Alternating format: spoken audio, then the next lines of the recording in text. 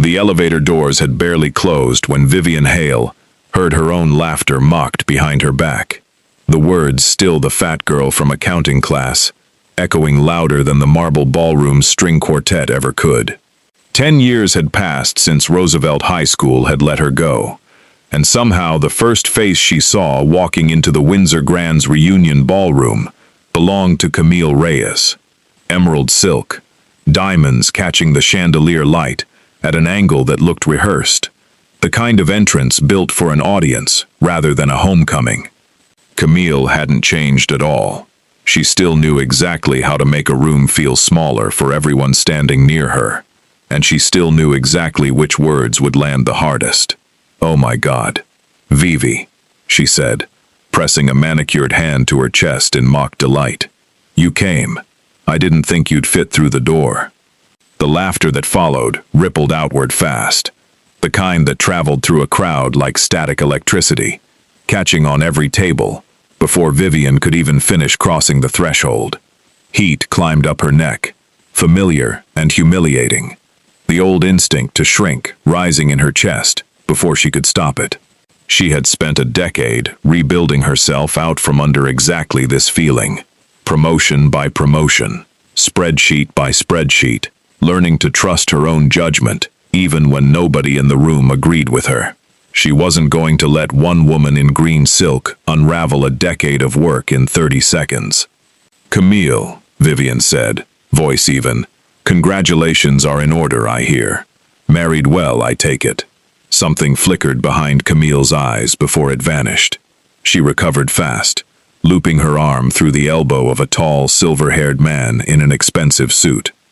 "Better than well," she said, and introduced him as her husband, Dominic Reyes, with the particular pride of a woman who believed a marriage could erase every insecurity that came before it.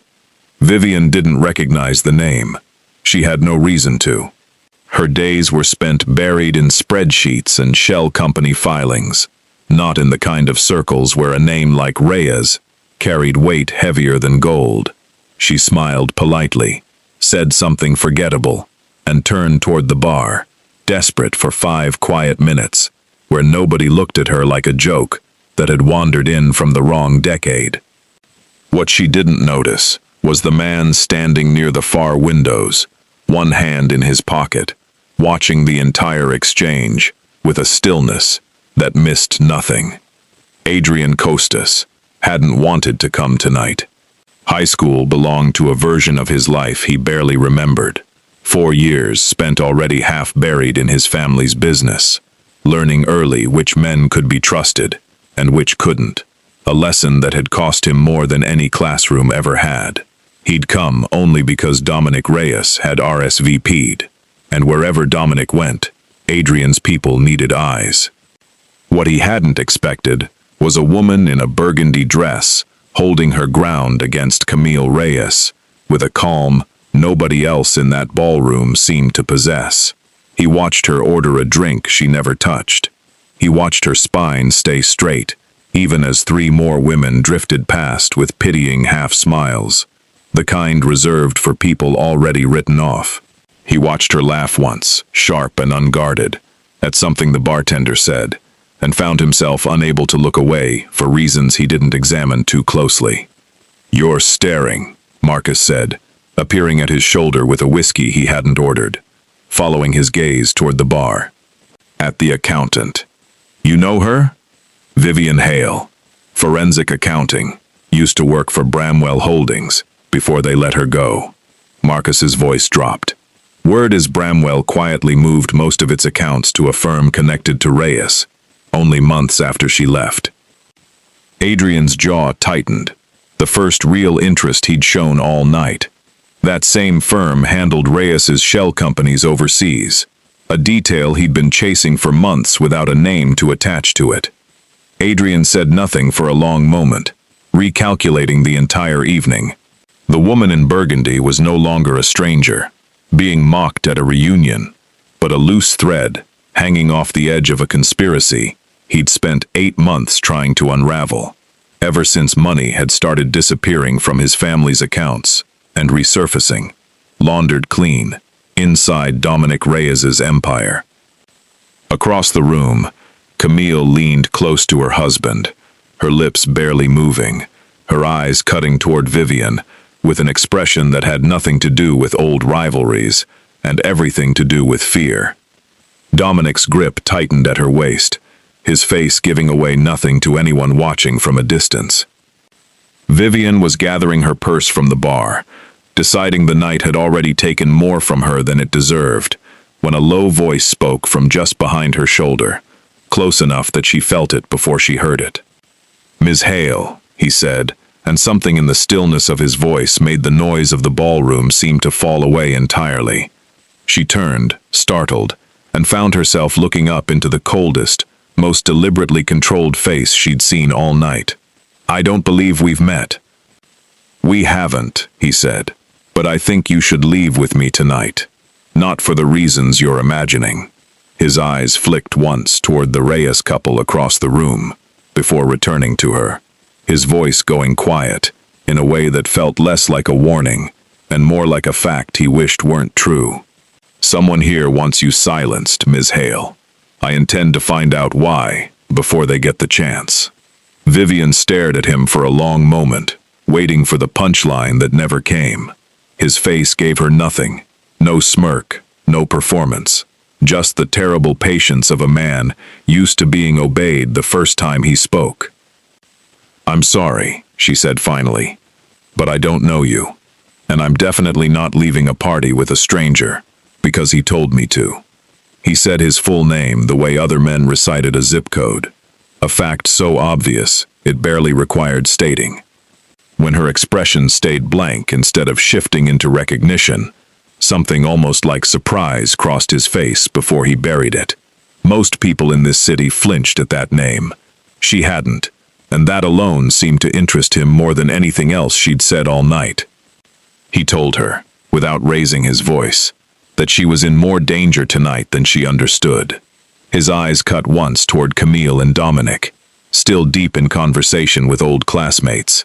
Camille's laugh too bright, too practiced for a room this size.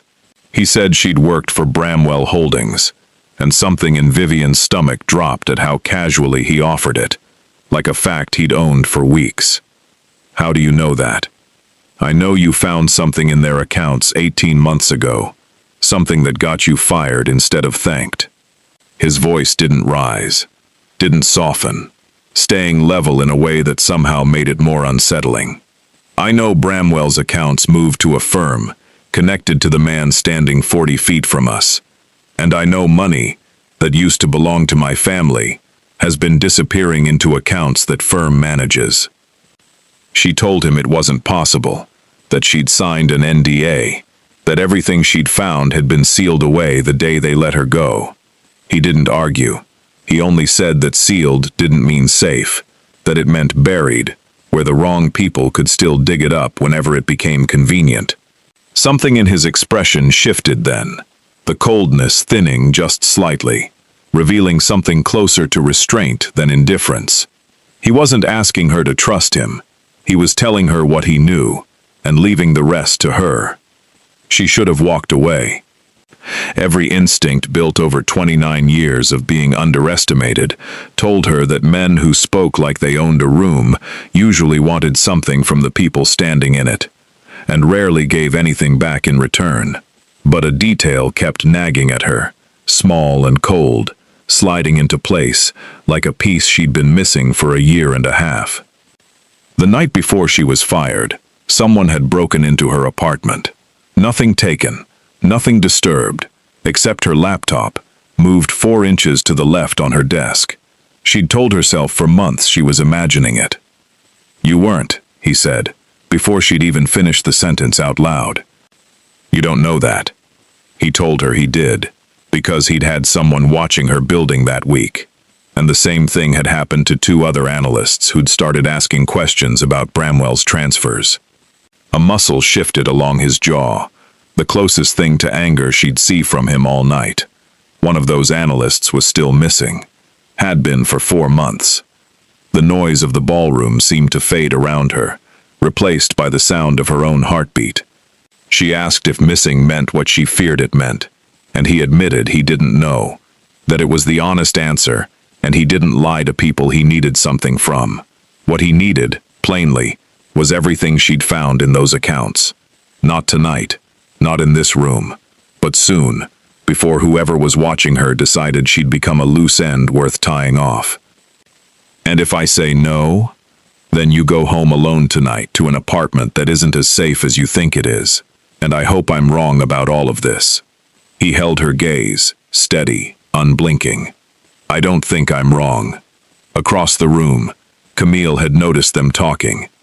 Vivian caught her watching over the rim of a champagne glass, her smile gone thin and brittle at the edges. And beside her, Dominic had gone very still, in a way Vivian was only beginning to recognize as dangerous, in men who wore expensive suits and said very little. He told her there was a car outside, black, parked on the west side of the building, a driver named Elias behind the wheel. She didn't have to get in tonight, he said, but if she changed her mind before reaching her own car, that's where he'd be.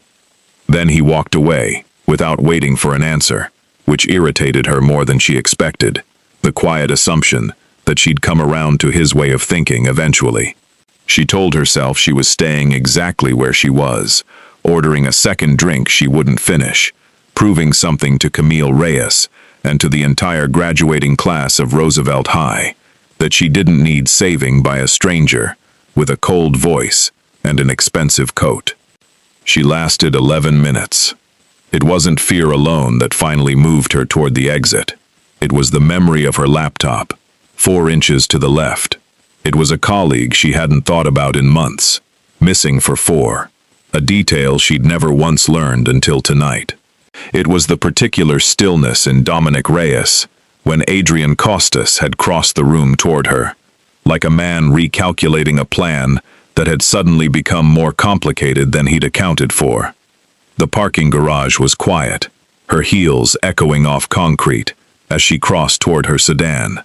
She was 3 steps from the door when a hand closed over her mouth from behind, and a voice she didn't recognize hissed against her ear. Camille says hello. Vivian's training took over before her fear could. The self-defense class she'd taken 3 years ago, after a bad breakup. Muscle memory she'd never once needed until this exact moment. She drove her elbow back hard into the man's ribs, heard him grunt, and twisted free just long enough to scream before his hand clamped down again, dragging her toward a van idling 2 rows over, with its side door already open. Headlights flooded the garage. The black car Adrian had mentioned came around the corner fast, tires screaming against concrete, and before the man could shove her through the open door, 2 figures were already out of the sedan and moving. One of them drove a shoulder into her attacker, with enough force to send them both sprawling across the pavement. Vivian stumbled back against her own car, chest heaving, watching Adrian Costas pin a man twice his size to the ground with a knee between his shoulder blades, his voice low and utterly without panic. "Who sent you?" The man didn't answer. Adrian's knee pressed harder, and whatever composure the man had left seemed to drain out of him, along with his breath. Last chance. "Reyes," the man gasped. "It was Reyes. Man, I don't know nothing else, I swear." The van's engine roared to life somewhere behind them. Whoever was driving didn't wait to find out how the conversation ended, tires shrieking as it peeled out of the garage and vanished into the night, leaving their accomplice alone on the concrete, with Adrian's knee still grinding into his back. Vivian's voice shook, despite every effort to steady it, as she repeated what the man had hissed against her ear, that Camille had sent her regards. Something in Adrian's controlled expression cracked at that, just slightly, just enough for her to see the calculation happening behind his eyes. Camille didn't move without Dominic's approval, which meant this hadn't been a jealous classmate settling an old score. This had been sanctioned, planned, and paid for. He hauled the man to his feet, said something quiet to his driver that Vivian didn't catch, and watched the man walked, none too gently, into the back of the sedan. When Adrian turned back to her, Some of the coldness in him had burned away, replaced by something more urgent, closer to the surface than she'd expected from a man like him. "You're not going home tonight," he said. "I'm not getting kidnapped twice in one evening, if that's what you're suggesting. I'm suggesting you come somewhere safe until we know how deep this goes." He held her gaze, steady, despite the chaos still fading around them. "You don't have to trust me, but you just watched a man try to put you in a van. I'd like to think that buys me a conversation, at minimum." She thought of her apartment. Her laptop moved 4 inches to the left, her missing former colleague, and found she didn't have the energy left to fight him on it. The house he brought her to wasn't what she expected. No marble, no gilded excess, just a quiet brownstone on a tree-lined street, with warm lighting, and the smell of coffee already brewing somewhere in the back. He led her to a study lined with books that looked read rather than displayed. And for the first time all night, she saw him without an audience, without Camille or Dominic, or a ballroom full of witnesses. Just a tired man, pouring 2 glasses of water at 3 in the morning, because neither of them needed anything stronger. He asked her to tell him everything she'd found at Bramwell. Names, dates, account numbers, whatever she still remembered. "I don't just hand that over," she said, "because a man in an expensive coat rescued me from a parking garage." Something almost like respect moved across his face at that. "Fair," he said, "but I need it anyway." She told him what she'd found. A pattern.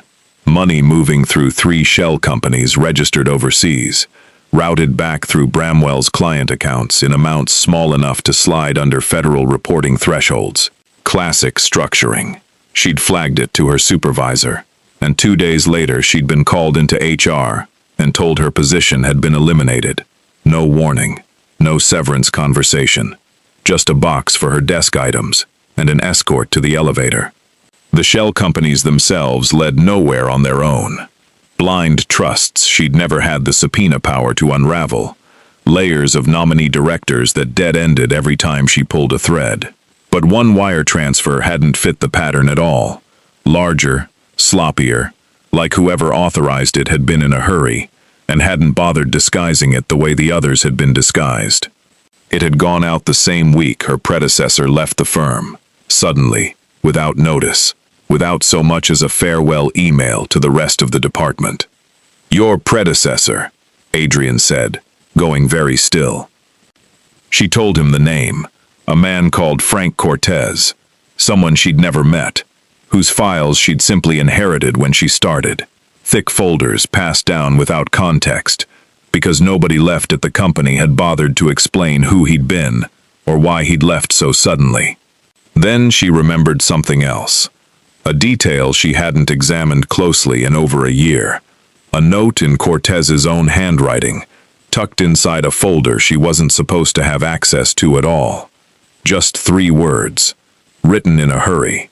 The ink smudged, like whoever wrote it had been watching the door while they did. What did it say? Vivian met his eyes, and for the first time, she saw real fear behind Adrian Costas's composure. The fear of a man who suspected the answer before she gave it. Tell Costas everything. Adrian didn't move for a long moment, his water glass forgotten on the table between them, turning the name over like he was testing its weight against something buried deep in memory. 9 years ago, he said finally, he'd known a Frank Cortez. The man had worked accounting for his father, back before Adrian ran anything at all, and he'd disappeared the same month Adrian's father was killed. The room went quiet enough that Vivian could hear the coffee maker clicking off somewhere down the hall, the two of them sitting in a silence that had nothing comfortable left in it. She asked how his father had died, and Adrian's voice went flat, the careful blankness of a man reciting a story he'd stopped believing years ago. A car accident, officially. Brakes that had failed on a road his father had driven 1,000 times without incident. Adrian had been 27, too grief-stricken to ask enough questions, because the man standing beside him at the funeral had told him it was sorrow clouding his judgment. And Adrian had believed him, because he'd trusted that man more than anyone else alive. Who, she asked, though she suspected she already knew part of the answer. Vincent Reyes, he said, Dominic's father, the closest friend his own father had kept for 20 years. A man Adrian had once called uncle, without a second thought. When my father died, Vincent stepped in, taught me the business from the ground up, told me who deserved trust and who deserved watching. I owe half of what I know to a man I now suspect helped kill my father, and spent 9 years making sure nobody ever asked why.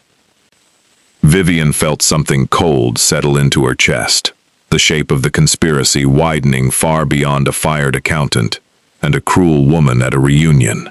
Frank Cortez, she realized, must have known something dangerous enough to disappear over. Adrian agreed. Cortez had been the only person besides his father who understood the organization's full financial structure. If he'd found evidence that Vincent was skimming, redirecting funds, quietly building his own empire on the back of theirs, that was motive enough for killing a father and silencing an accountant both. He stopped himself there, jaw tight, before adding that Cortez hadn't simply vanished either. He'd left a note, addressed to Adrian specifically, which meant he'd wanted the truth found eventually, even if he'd never gotten the chance to deliver it himself. He rose from his chair and crossed to the window, and for the first time, Vivian saw the actual weight he carried in the line of his shoulders. A man who'd spent 9 years building an empire on a foundation he now suspected was rotten at its core. He needed those Bramwell files, he told her, whatever remained of them, whatever she still remembered. Most of what she'd seen had been destroyed the day she was terminated, she reminded him, her access wiped before she'd even cleared out her desk. But I remember details, account numbers, dates. My mind doesn't let go of numbers, which is exactly what got me fired in the first place. There were notes, personal ones, not company property. Observations she'd jotted down before she understood how dangerous they'd become. They're in a safety deposit box. I didn't trust my own apartment even before tonight. Something shifted in his expression at that, quick and unguarded, gone before she could fully name it. Respect, maybe. 3 weeks before she was fired, someone had tried breaking into her apartment while she was still living there, and she'd only woken because her downstairs neighbor's dog wouldn't stop barking. She'd spent months afterward telling herself she was being paranoid, and everyone at work had made sure she believed it too. You weren't paranoid, he said. You were paying attention. He said it simply, without flattery, and something about the plainness of it landed harder than every dismissive smile she'd endured over the past decade combined. He told her what pursuing this would actually cost. If they pulled that file, connected Cortez's warning to Vincent Reyes, and to whatever Dominic was currently building, she would become a direct threat to one of the most dangerous families in the city, more dangerous to them than she already was tonight. She reminded him she was already a threat, given that a man had just tried shoving her into a van an hour earlier. He said this would be worse, a target that didn't disappear once the immediate danger passed. He could offer her protection, resources she didn't currently have access to. What he couldn't offer, honestly, was safety. Not really. Not until all of this was finished. Vivian thought of Camille's smile in the ballroom, the practiced cruelty of a woman who'd learned to weaponize other people's insecurities as a survival skill of her own. She thought of every meeting where she'd shrunk herself smaller to keep other people comfortable, every promotion that went to someone louder, every time she'd let herself believe that being quietly right was the same thing as being safe. "I'm in," she said, "but I want something in return." His eyebrows rose slightly, the closest thing to surprise she'd see from him yet. "When this is over, whatever happens, I want to be the one who takes Camille Reyes apart. Not you, not your people, me." Her voice didn't shake. "She spent 10 years making sure I felt small. I want her to watch me be the reason her husband's empire falls." For the first time since she'd met him, Adrian Costas almost smiled. "Deal," he said. The safety deposit box sat inside a bank on the north side. Unremarkable. The kind of branch nobody would think to watch. Vivian retrieved a slim folder of handwritten notes, numbers and dates in her own cramped handwriting, and spread them across Adrian's study table 3 days later, while Marcus stood by the door like a sentry who hadn't blinked since sundown. She tapped a column of figures, explaining that one account had received 4 transfers over 6 months, each just under the reporting threshold that would have triggered federal scrutiny. Classic structuring. But the routing numbers didn't match Bramwell's usual clearing bank at all. Adrian leaned over her shoulder, close enough that she caught the faint scent of cedar and coffee, close enough that she had to remind herself this was business and nothing more. That routing number, he told her, belonged to a private bank, family-owned, one Vincent had set up 30 years earlier as a favor-lending operation, meant to serve as neutral ground between rival families in the organization. If Dominic was routing stolen money through it now, he wasn't just betraying Adrian's family. He was betraying his own father's legacy, assuming Vincent hadn't known all along, which Adrian clearly no longer believed. They worked for hours after that, Vivian's forensic mind slotting pieces into place that Adrian's people had been missing for months, patterns visible only to someone trained to read the small inconsistencies liars always left behind, the details too perfect or too sloppy to be honest. By midnight, she had built a timeline stretching back 9 years, connecting Frank Cortez's disappearance to the earliest transfers, connecting the earliest transfers to Vincent's private bank, connecting everything, quietly and devastatingly, back to Dominic. Adrian studied the timeline she'd drawn out. "There's a gala in 10 days, he said. "Vincent's 70th birthday. Every family in the city will be there, including several who'd love nothing more than to see me discredited. If we're going to move on this, it needs to be airtight before then, or Dominic will spin the whole thing as an attack on his father, to consolidate sympathy in the room." "Then we make it airtight," she said. He asked if she'd testify to this publicly, if it came to that, and she told him she'd already lost a job once for finding the truth, and she wasn't going to lose her nerve the second time it mattered. Camille had tried to have her kidnapped. Vivian wanted her to know exactly whose fault that decision would end up being. Something shifted between them in that moment. Not romantic, not yet, but something closer to recognition. 2 people who had both spent years being underestimated by others, who mistook quiet competence for weakness. The trap sprang 4 days later, and it wasn't the one either of them had expected.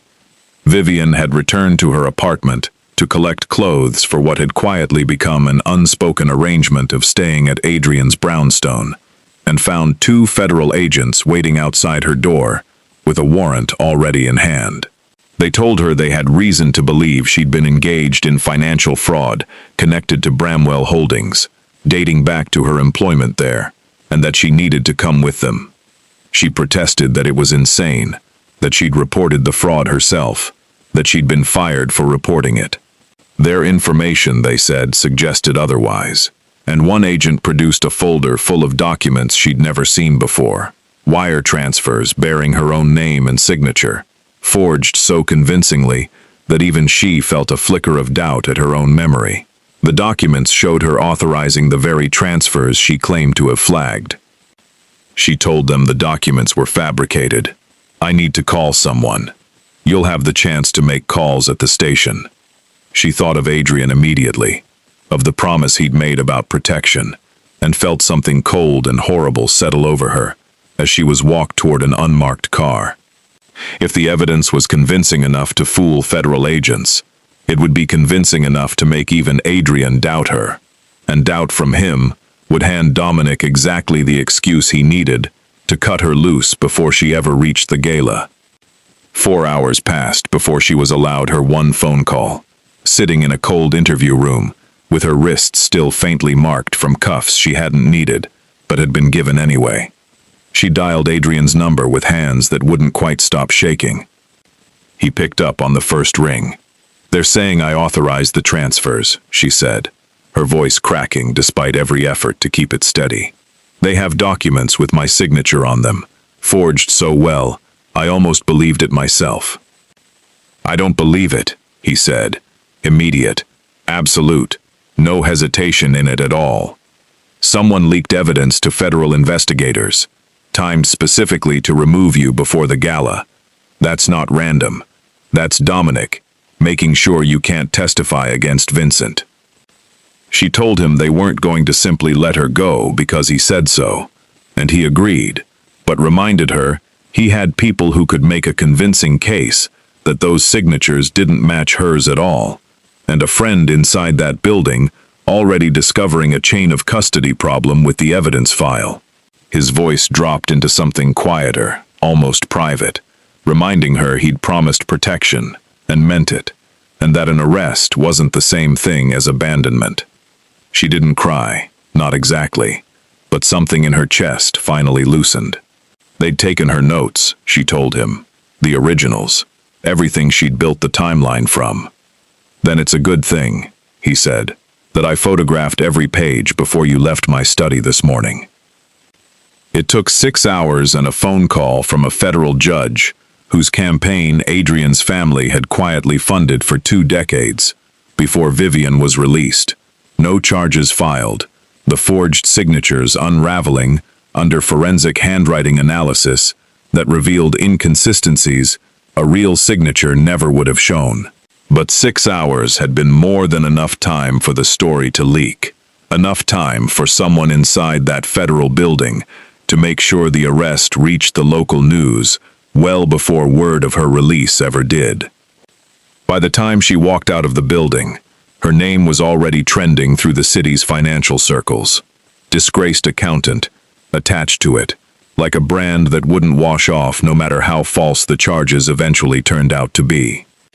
Adrian was waiting at the curb, and for once his careful composure had cracked entirely, replaced by something sharper, angrier, the look of a man calculating exactly how many ways he intended to make someone pay for this.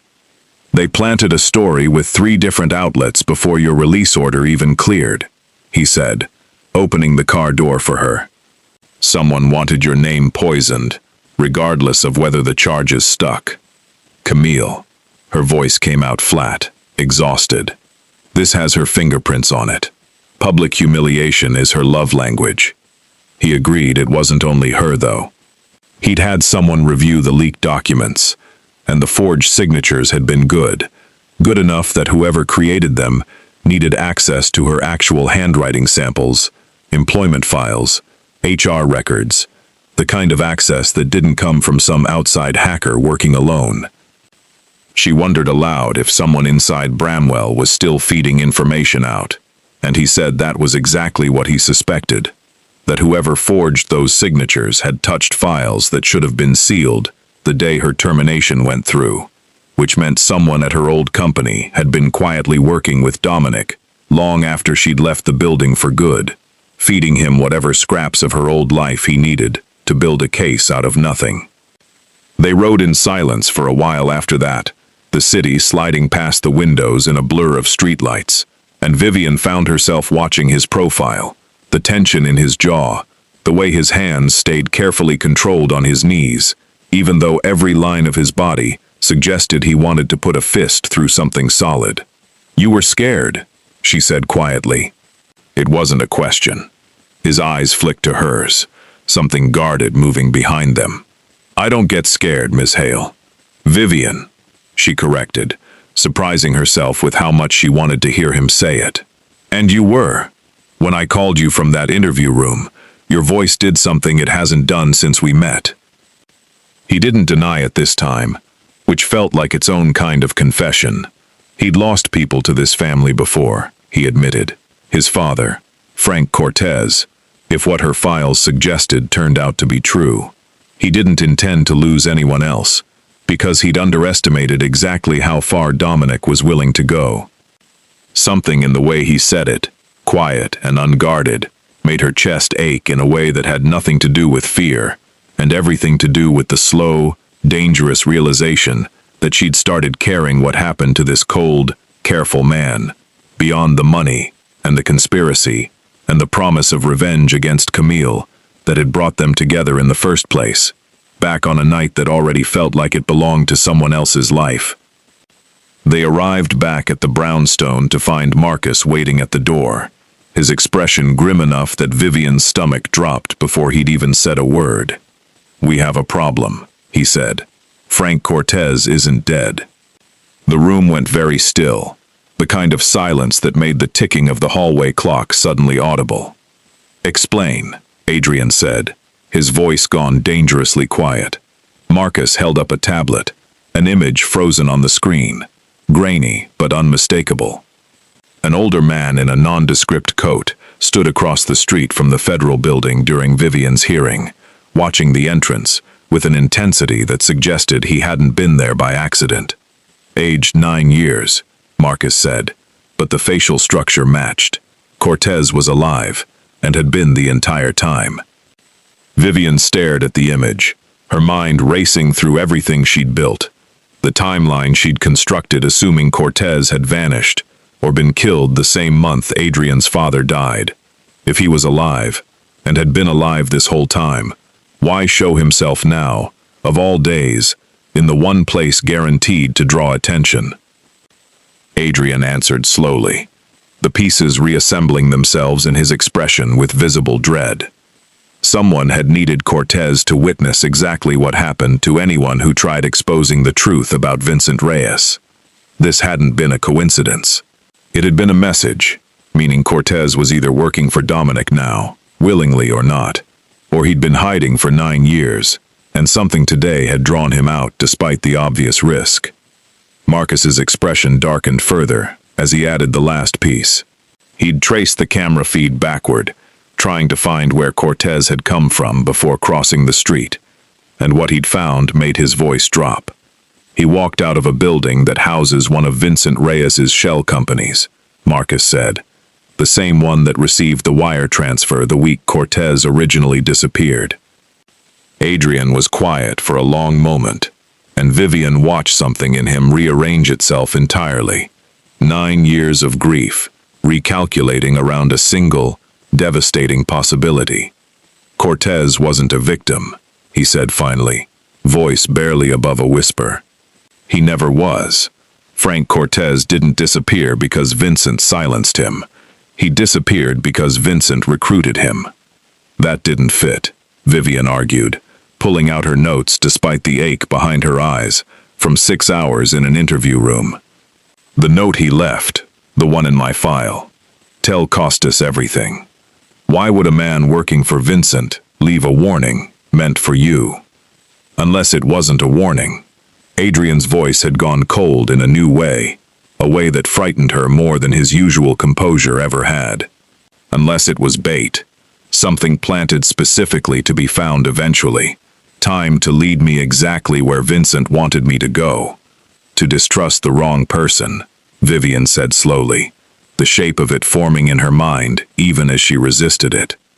She asked who had introduced Vincent to Adrian as someone worthy of complete trust, who had taught him everything he knew about running the organization in the first place. Vincent did. Adrian's voice was flat. There was no one between us. What about Marcus? The question hung in the room like a held breath, and Marcus, standing near the door, went very still, his expression unreadable, in a way that made Vivian's pulse spike with sudden fear. "That's not funny," he said quietly. She told him she wasn't joking, that he'd had access to the camera feeds that day, that he was the one who'd found the image of Cortez, conveniently, right after her arrest had gone public. 11 years, he reminded her, standing at Adrian's side, and she was going to accuse him in his own house, because he'd simply done his job well. She told him she wasn't accusing him of anything, only asking questions. Someone inside this operation had been feeding information to Dominic since before she'd ever walked into that ballroom. Someone had known about her apartment, Someone had known which colleague to make disappear. Someone had needed her HR file to forge those signatures. Adrian hadn't moved, hadn't spoken, his eyes fixed on Marcus with an expression Vivian couldn't read. 11 years of trust warring visibly against the cold logic she'd just laid out on the table between them. He finally asked Marcus where he'd been the night of the reunion, before finding Adrian at the bar. Outside, watching the entrance, same as always, Marcus said, his jaw tightening. He couldn't believe Adrian was seriously entertaining this. Adrian told him he was considering everything, because that was how he'd stayed alive for 9 years. Someone close to this operation had been talking, and he needed to know it wasn't Marcus, before he could trust anyone else left in this house. The tension stretched almost unbearably, until Marcus finally exhaled, some of the fight draining out of him, replaced by something closer to relief. He offered his phone right there, every call and message going back a year, willing to hand it over immediately if it cleared the air, because he hadn't spent 11 years protecting Adrian's father's legacy, just to be accused the moment things became complicated. Adrian took the phone without hesitation, scrolling through months of records with the focused intensity of a man who needed the answer to come back innocent and couldn't afford to simply assume it would. 20 minutes later, he set the phone down, something in his shoulders loosening slightly. "Clean," he said. Nothing connected Marcus to Dominic or Vincent outside official business. Then who, Vivian pressed, had access to everything? Her HR file, the camera feeds, the exact timing of her arrest? The answer arrived not from Adrian or Marcus, but from Vivian's own memory, a detail she'd overlooked entirely in the chaos of the last week. Camille had said something at the reunion, something she hadn't registered as significant until this exact moment. She'd told firing her wouldn't be enough, and she'd said it like she was reporting to someone else, someone she answered to beyond her own husband. Marcus's expression sharpened at that.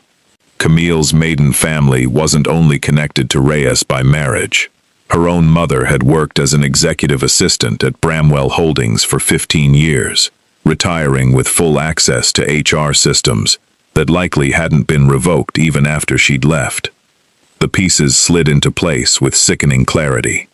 Camille's mother would still have system access, or would know exactly who did.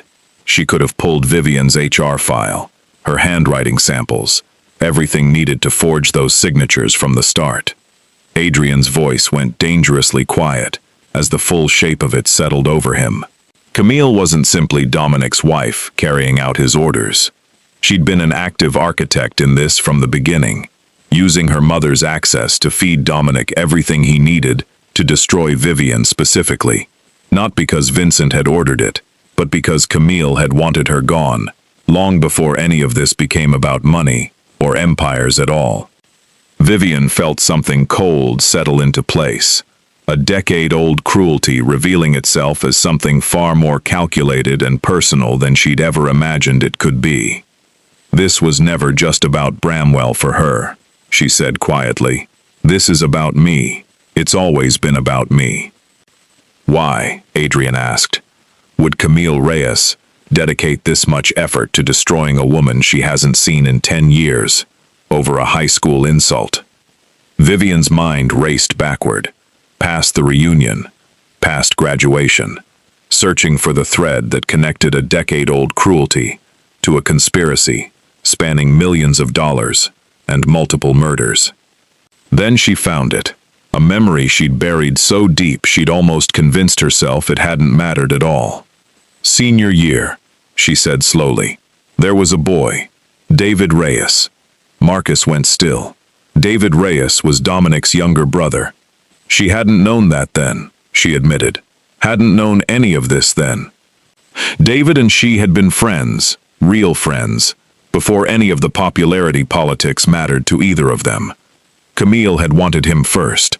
He'd chosen Vivian instead, for about 3 months, before his family found out, and ended it without ceremony. She'd never understood why, until this exact moment. His family hadn't wanted their son associating with someone they considered beneath them socially. and Camille had made sure everyone at Roosevelt knew exactly why the relationship ended, using Vivian's weight as the punchline for humiliation that only got easier to spread the crueler it became. Adrian asked where David was now. "Dead," Marcus said quietly, consulting something on his phone with the grim expression of a man piecing together a puzzle he wished he wasn't looking at. "Overdose, 4 years ago. Officially. There were rumors at the time. It wasn't accidental. That David had started asking questions about his own family's business dealings before he died." The room fell silent, as the true shape of the conspiracy revealed itself. Layers within layers. Personal and financial motives braided together so tightly, they'd become almost impossible to separate anymore. Camille hadn't just married into power, Vivian realized. She'd married the one thing that finally let her win. David had chosen Vivian over her in high school, and it had cost him his family's approval, and possibly his life, once he'd started asking the wrong questions as an adult. Camille had spent over a decade making sure Vivian paid for that choice too, and the reunion had handed her the perfect opportunity to finish what she'd started years earlier. It was more than simple revenge for her, Adrian said grimly. If David had been killed for asking questions about the family's financial dealings, and Vivian had started asking the same questions independently at Bramwell, Camille would have recognized the danger immediately. Vivian wasn't just an old rival to her. She was a walking reminder of exactly what happened to people who threatened to expose the truth about her husband's family. Before Vivian could respond, Adrian's phone buzzed with an urgency that shifted his expression instantly from contemplation to alarm. It was Vincent's gala, he told her, reading the message. Someone had just confirmed Frank Cortez would be there tonight, as Dominic's personal guest, appearing publicly for the first time in 9 years. "That's not a coincidence," Vivian said. "That's a message." "It was worse than a message," Adrian said, already moving, grabbing his coat, his composure cracking into something urgent and dangerous. If Cortez appeared publicly at Vincent's 70th birthday, alive and well after 9 years of presumed death, it would destroy any narrative Adrian could build, connecting his disappearance to Vincent's crimes. Dominic was flipping the story before they could tell it first, about to prove, in front of everyone who mattered in this city, that Frank Cortez had left willingly, that there had been no murder, no conspiracy, nothing but a man who'd simply wanted a quieter life, somewhere far away. She asked if he could really do that, simply produce Cortez and rewrite 9 years of history in one evening. If Cortez cooperates, and it looks like he will, yes. Adrian's jaw was tight with fury. He was visibly fighting to control. The gala is in 6 days. Everyone who matters in this city's underworld will be there, judging exactly how much power remains after tonight's revelations. If Dominic gets to control the narrative first, my case against Vincent and Dominic collapses before I can even present it. Then they got to Cortez first, Vivian said, before the gala. They found out what actually happened 9 years ago, straight from him, and made sure the truth reached that ballroom before Dominic's version ever did. Adrian warned her it wasn't a simple task. If Cortez had been protected by the Reyes family for 9 years, he wouldn't talk easily, and getting anywhere near him before the gala would put her directly back in Camille's crosshairs. This time, with far less room for error than before. She reminded him she'd already been arrested, humiliated publicly, and nearly kidnapped in the last week alone. She was done being careful in ways that didn't actually keep her safe. She wanted to find Cortez herself. Adrian studied her for a long moment, something shifting behind his careful composure. Respect and fear, tangled together in equal measure. If they did this, and it went wrong, he might not be able to protect her the way he had been. Dominic would see it as a direct declaration of war, not just against his organization, but against his family's 30-year alliance with Adrian's. Then, it was a declaration of war, Vivian said. because Camille had declared one against her, the moment she'd decided a high school grudge was worth destroying her entire life over. Marcus's phone buzzed again, and this time his expression went pale as he read the message aloud. There had been a shooting outside Bramwell Holdings' downtown office. One confirmed casualty. It was the security guard who used to let Vivian into the building every morning. Witnesses said the shooter had asked for her by name before anyone else was hurt. The name hit Vivian like a physical blow. Gerald had worked the front desk at Bramwell for 11 years. Always had a joke ready. Always remembered how she took her coffee, even on days she barely remembered herself. He had grandchildren. He'd shown her the pictures more than once, proud in a way that made her miss her quiet life at that company, before everything fell apart. They weren't just trying to silence her anymore, she said, her voice shaking, despite every effort to steady it. They were punishing anyone who'd ever had anything to do with her. Adrian's face had gone hard, in a way she hadn't seen before. Something beyond anger, closer to a decision being made. This changed the timeline.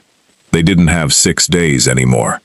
Dominic was accelerating, meaning either he was scared of something, or someone had convinced him the gala wasn't soon enough.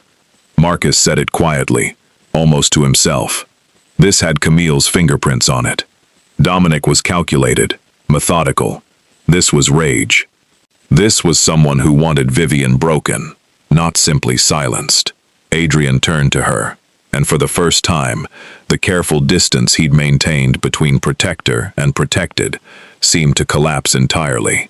Every day they waited, more people connected to her became targets. He couldn't guarantee her safety, and he clearly couldn't guarantee anyone else's either. "Then we move tonight," she said.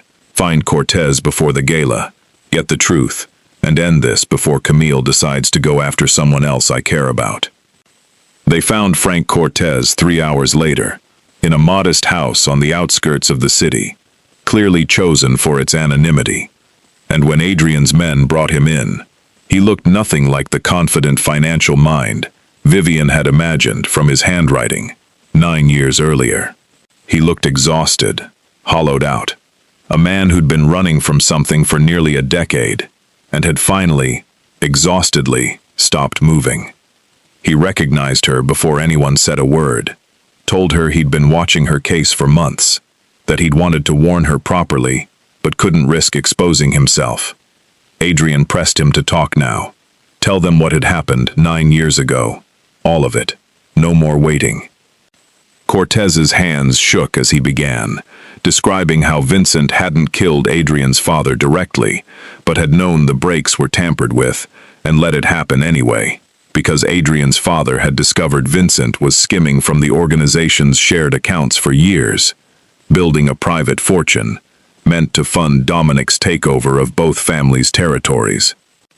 Vivian asked how he could have known this, and said nothing for 9 years, and something in his voice cracked as he explained.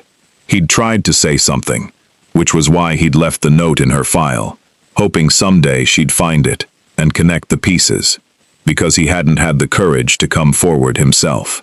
Vincent had threatened his family, his daughter specifically, showing him photographs of her school and her routine, making clear what would happen if he ever spoke. He'd disappeared because it was the only way to protect her, and he'd spent 9 years in hiding, watching from a distance, unable to do anything, as Vincent and Dominic built an empire on the blood of a man who'd trusted them completely. Adrian asked why he was showing up publicly now, at the federal building of all places. Because Dominic had found him 2 weeks ago, Cortez admitted, his voice dropping to something raw and frightened. Dominic knew he'd been in contact with people trying to expose the truth, and was forcing him to appear at Vincent's gala, to publicly confirm a story Dominic had constructed, that Cortez had left willingly, that there had never been any conspiracy, that Adrian's father's death truly had been an accident. If he refused, Dominic had made it clear his daughter wouldn't be safe anywhere in this country. Vivian felt something in her chest tighten painfully as she realized what he was planning. He was going to lie for them again. "I don't have a choice, Miss Hale," Cortez said. You, of all people, should understand what it means to have no good options left. There's always a choice, she said, her voice steady, despite the fury building beneath it. You could tell the truth publicly, at the gala, in front of everyone who matters, and let Adrian's organization protect your daughter, the way I've been protected this past week. Adrian stepped forward and confirmed it, told Cortez his daughter could have protection that exceeded anything Vincent could threaten to destroy, but that he needed to decide now, because the gala was in 3 days, and Dominic was already accelerating his timeline. If Cortez went along with the script, he'd condemn himself to a lifetime of looking over his shoulder anyway. Except this time, Vincent and Dominic would have no more use for him once the story had been told. Cortez looked between them, 9 years of fear, warring visibly, with something that looked like the last vestiges of a conscience he'd been forced to bury for far too long. If he did this, if he told the truth, at that gala, Vincent would kill him before he finished speaking. Not if I'm standing beside you when you say it, Adrian said, his voice carrying a weight and certainty Vivian had never heard from him before. Not if the entire underworld of this city watches Vincent Reyes's reaction in real time, because guilt has a way of showing on a man's face that words can't erase. Cortez was quiet for a long moment, and then, finally, he nodded, something breaking and mending simultaneously behind his exhausted eyes. He agreed to do it, but insisted they needed proof beyond his word alone, something concrete, tying Vincent directly to Adrian's father's death and to Dominic's current operation, or this would become his word against a man who'd spent 30 years building unshakable credibility in this city.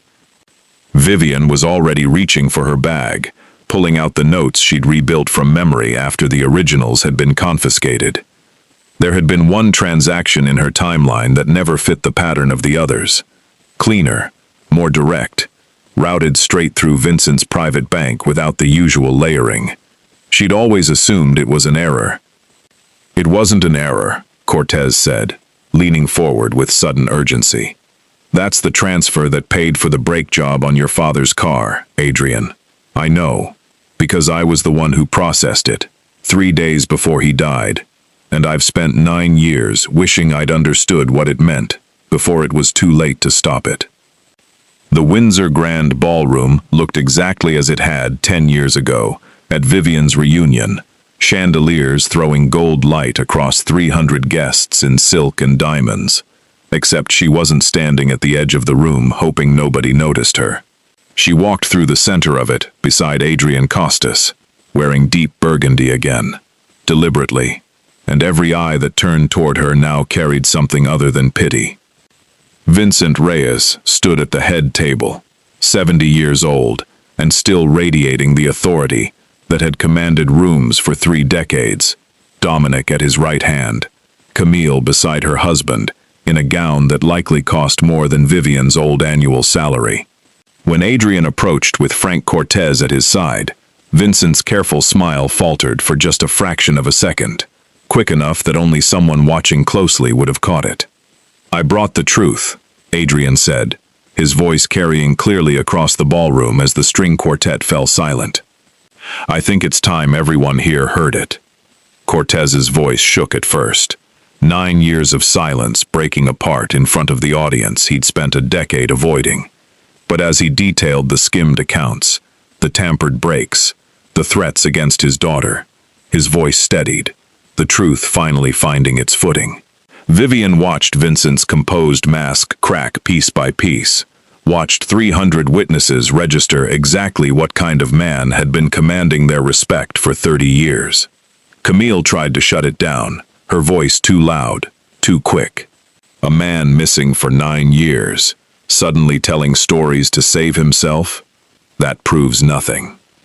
Vivian stepped forward, her voice steady, despite every eye in the ballroom fixing on her, and laid out what the records actually showed. The wire transfers didn't lie, and neither did the forensic accounting, tracing every dollar from Vincent's private bank straight into the shop that had serviced Adrian's father's car 3 days before he died. She'd found that pattern once already. Camille had gotten her fired for it, arrested for it, and had a man shot outside her old office because she'd been terrified Vivian would find it again. Camille's face went pale, the careful mask of the untouchable wife finally slipping. She went on, her voice never rising. 10 years of swallowed humiliation, finally finding release. Camille's mother had worked at Bramwell for 15 years, and still had system access when Vivian's HR files needed forging. David had chosen Vivian over Camille in high school, and it had cost him his family's approval, and eventually his life once he'd started asking the same questions years later. This had never been just business for Camille. This had been revenge she'd been planning since they were 18. The ballroom had gone utterly silent, 300 of the city's most powerful people watching Camille's carefully constructed life collapse in real time. Dominic turned to his father, something desperate rising in his voice, asking him to deny it. Vincent said nothing, and his silence, in front of everyone who'd trusted him for 30 years, was more damning than any confession could have been. "My father trusted you with everything," Adrian said, stepping closer, his voice finally carrying the weight of 9 years of buried grief. "He called you his brother, and you let him die because he found out you were stealing from the family that raised you both." Vincent's composure broke, something cracking in his voice as he claimed he'd built this empire, that everything Adrian's father ever owned, he'd had because Vincent made it possible. "He had it because he earned it," Adrian said, "and you took his life because you couldn't stand sharing what should have been yours alone." The fallout came fast and merciless, the way power always collapses once exposed publicly. Families who'd aligned with Vincent for decades withdrew their support within hours, unwilling to be associated with a murderer who'd sacrificed his organization's future for personal greed. Dominic, stripped of his father's protection and facing federal charges once the evidence reached the right prosecutors, offered testimony against Camille in exchange for reduced charges. Her own arrest came 3 weeks later, quiet and undramatic, nothing like the cruelty she'd spent a decade perfecting against people she'd decided were beneath her. 6 months after the gala, Vivian stood in the same brownstone study where she'd first laid out her timeline, except now her name hung on a small brass plaque beside the door. Hale Forensic Consulting, a firm Adrian had helped her build from the wreckage of everything Dominic and Camille had tried to destroy. Adrian appeared in the doorway with 2 glasses of wine, mentioning that Marcus had told him she'd turned down 3 separate offers from federal prosecutors that week alone. "I like being my own boss," Vivian said, setting down the file she'd been reviewing. "Turns out, being underestimated for a decade teaches you exactly what you're worth once people finally have to pay attention." He crossed the room, setting the glasses down, and something in his expression had softened permanently since the night Vincent's empire collapsed. He told her he owed her his father's justice, owed her 9 years of truth he never would have found alone. "You don't owe me anything," she said. "I did this for myself first. You just happened to be standing next to me when I finally stopped shrinking." Then he reached into his jacket, and her breath caught as he opened a small box. A ring inside it, simple and elegant. Nothing like Camille's ostentatious diamonds. He told her he'd spent this past year learning that trust wasn't built through fear or control, that it was earned, slowly, the way she'd earned his. He didn't want an empire built on anyone's silence anymore. He wanted a life built with someone who'd taught him the difference. Vivian thought of the ballroom 10 years ago, Camille's cruel laughter echoing through a crowd that had decided she didn't matter, and looked at the man kneeling in front of her now, powerful and utterly transformed by loving someone who'd refused to disappear. "Yes," she said, and meant it completely.